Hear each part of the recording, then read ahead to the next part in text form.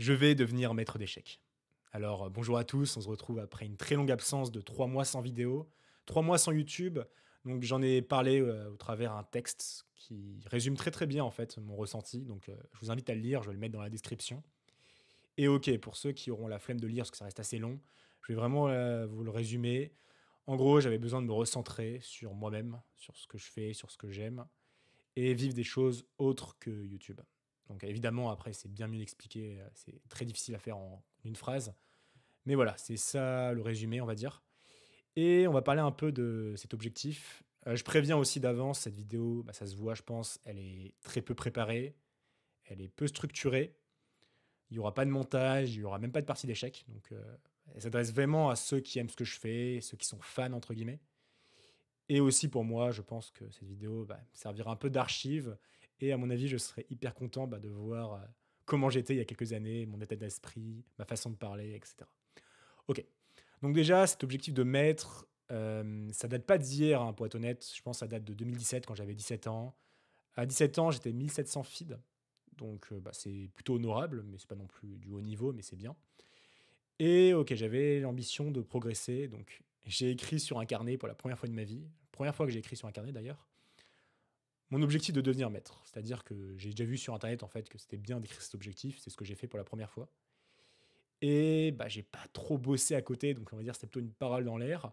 Mais malgré tout ça, bah, je suis passé 2000 en 6 mois. Donc je sais pas si c'est lié au fait de l'avoir écrit, mais en tout cas, je suis passé 2000 très rapidement, 2000 feeds, je précise.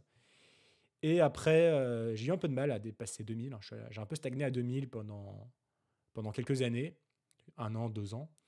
Et après est venue la période du Covid. Donc là, Covid, après j'ai eu d'autres centres d'intérêt, d'autres objectifs. Et c'est vrai que j'ai un peu délaissé les échecs. J'ai pas arrêté. Par exemple, je donnais des cours, j'entraînais. Mais on va dire qu'il n'y avait pas que les échecs dans ma vie, ça c'est sûr. Et une fois que le Covid se termine, donc je suis demi-élo, j'ai pas bossé particulièrement. Mais je sais pas, quand je reprends les tournois, en fait, je suis juste plus fort aux échecs. Je calcule mieux, je suis plus concentré, j'ai un meilleur état d'esprit, j'ai l'impression de mieux comprendre. Et hyper rapidement, enfin en quelques mois, sans trop d'efforts d'ailleurs, ce qui est assez surprenant, on va dire un peu par chance, et bah, je passe à 2200 feeds. Donc j'obtiens le titre de candidat maître suite à ça. Donc bah, évidemment, là, à ce moment-là, je suis en totale confiance, hein. Là, je pensais que j'allais devenir maître feed, donc 2300, bah, quelques mois juste après, donc très rapidement. Et ça s'est compliqué. Je suis passé de 2200 à 2000, je suis revenu à 2200, je suis retombé à 2000, j'ai fait un peu le yo-yo. Et j'ai commencé à bosser vraiment les échecs, à un bon rythme, dans des conditions pas faciles, mais je bossais beaucoup. Et là, c'est pareil. Et je m'étais dit que bah, comme j'ai cet objectif bah, depuis un certain temps, en fait, ce serait génial de le partager à travers des vidéos. Donc plutôt un format court, je le voyais comme ça. Mais aussi au format long, où je vous montre un peu mes parties tournoi après tournoi. Et en fait, pourquoi je fais cette série? Ça s'inspire beaucoup en fait de un peu ce qu'ont fait Joachim, Julien Song, Road to GM, et cetera. Moi, je mets Road to Metro Fit, pourquoi? Parce que je suis sûr à 100 d'en avoir les capacités et ça me paraît réaliste. Pas trop long-termiste, hein, je pense que ça peut venir vite si je m'y mets, ça peut prendre du temps aussi.